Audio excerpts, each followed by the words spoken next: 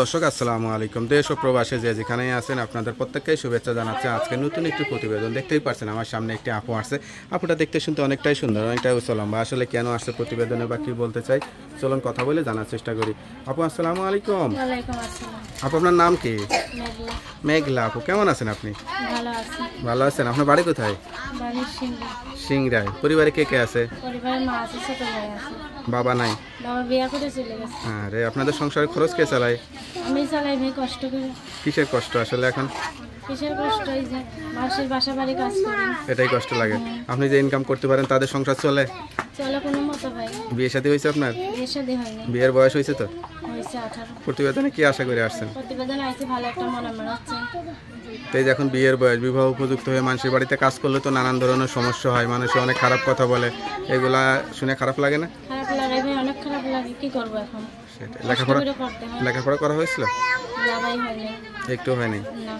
আচ্ছা আচ্ছা। সবচেয়ে কষ্ট লাগে কোন বিষয়টা নিজের কাছে? নিজের কাছে কষ্ট লাগে যে বাসা বাড়ির লোকের বাড়ি কাজ করি। আচ্ছা, এখন যদি কেউ বিয়ে শাদী করতে চায় সেই মানুষটা কিরকম হইতে হবে?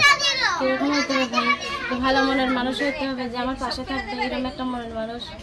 না, যে বিয়ে করবে সে তো পাশে থাকবেই, তারপরে আছে না চাকরিজীবী, প্রবাসী বা দেখা যাচ্ছে ভ্যান চালক, রিক্সা চালক, এরকম কোনো মানুষ পছন্দ নাই? পছন্দ ভাই যেরকমই হোক, কোনো আপত্তি নেই, একটু ভালো রাখতেই হবে।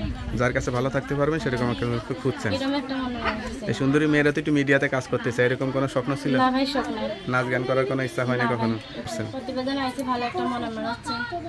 তো এই যে এখন বিয়ের বয়স, বিবাহ উপযুক্ত হয়ে মানুষের বাড়িতে কাজ করলে তো নানান ধরনের সমস্যা হয়, মানুষ অনেক খারাপ কথা বলে, এগুলা শুনে খারাপ লাগে না? খারাপ লাগে ভাই, অনেক খারাপ লাগে। কি করবো এখন? সেটাই। কষ্ট করে করতে হয়। লেখাপড়া করা হয়েছিল? না ভাই হয়নি। একটু হয়নি? না। আচ্ছা আচ্ছা। সবচেয়ে কষ্ট লাগে কোন বিষয়টা নিজের কাছে? নিজের কাছে কষ্ট লাগে যে বাসা বাড়ির লোকের বাড়ি কাজ করি।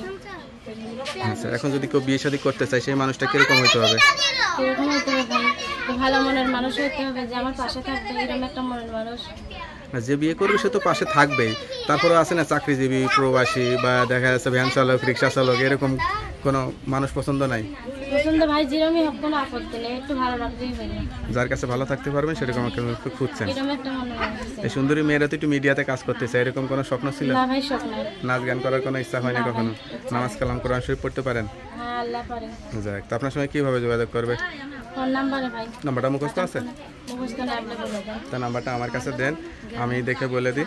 হ্যালো ভিউয়ার, শুনতে পারলেন এক অসহায় গরিব পরিবারের একটি মেয়ের জীবনের গল্প। সত্যিকার একটা জীবনসঙ্গী চাই। কেউ যদি যোগাযোগ করতে চান বা বিয়ে শাদী করতে চান অবশ্যই তাড়াতাড়ি এই নাম্বারে যোগাযোগ করে খোঁজখবর নিয়ে বিয়ে শাদী করতে পারবেন। কেউ খারাপ উদ্দেশ্যে যোগাযোগ করবেন না। তার নাম্বারটি হচ্ছে 019989098553। নাম্বারটা খোলা থাকে তো? হ্যাঁ ভাই, যাক, নাম্বারটা খোলা রাখবেন। অবশ্যই নামাজ কালাম পড়ে আল্লাহর কাছে চাইবেন। তা আপু ভালো থাকেন, দোয়া করি। আসসালামু আলাইকুম। ওয়ালাইকুম আসসালাম।